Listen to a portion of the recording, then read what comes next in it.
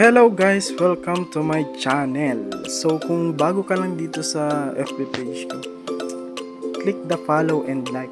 Okay. So for today's video guys, magluluto ako ng dish na kukunti lang kaming nakakaalam nito. Ayan. Ito po ang sinangkutsang adobo. Ayan. Bali kukunti nga lang kaming nakakaalam nito kaya isi-share ko sa inyo para medyo madagdagan yun naman yung mga makakaalam ng dish na to. Ayan.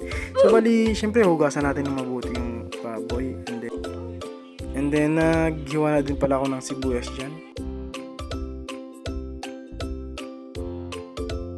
Ayan. Medyo binilisan ko na kasi syempre ayokong mainip kayo.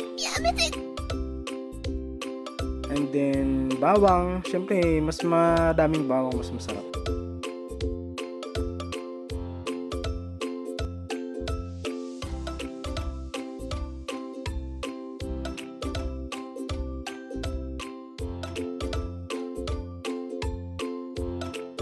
So, ayan, binilisan ko na lang din ulit para hindi kayo mainip. So, ayan, bali, imimekos-mekos na natin dyan. Siyempre, sangkotsa nga, di ba? So, dito, bali, pinagsama-sama ko na yung bawang, sibuyas, paminta, and then, dahon ng laurel. Siyempre, susunod ko na din dyan yung toyo, and then, yung suka, siyempre, adobo nga.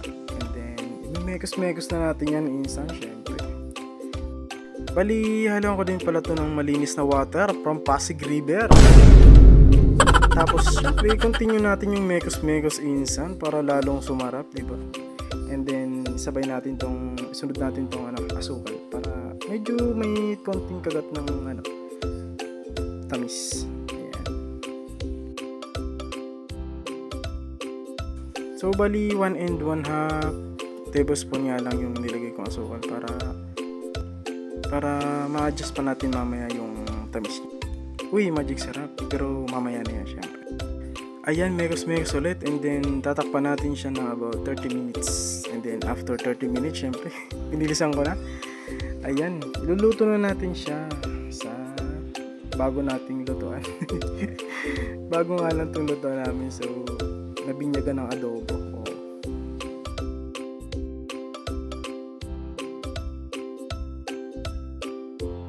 So, bali mga after 10 minutes nga lang, kumulo na siya. Ayan. Napakabisa niyan, tropa. Ayan. Siyempre, ilalagay na natin yung magic mong sarap. Ayan. Magic sarap, baka naman. So, ayan nga, after ng paghihintay ng mga ilang minuto. Okay na siya, mga best friend. Napakabisa niya.